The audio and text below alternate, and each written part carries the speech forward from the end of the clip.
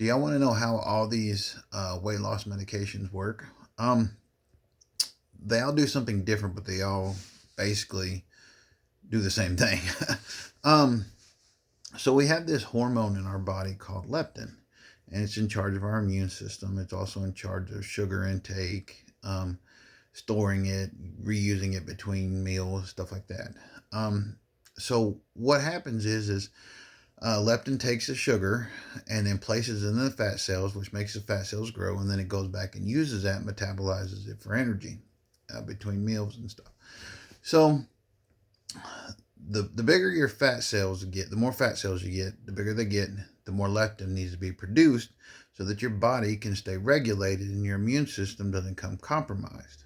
So let's say your fat cells are at 500 and your leptin levels need to be at 500. And so your fat produces those leptin levels to regulate it to the level that it needs to be. Well, if for some reason, between meals, your leptin levels drop, and then when you eat food, then they increase back up, and basically it signals to your body that you're full.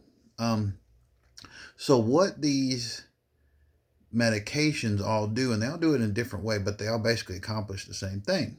What they do is they regulate and decrease the leptin in your body. So say your fat cells are at 500, your leptin is supposed to be at 500.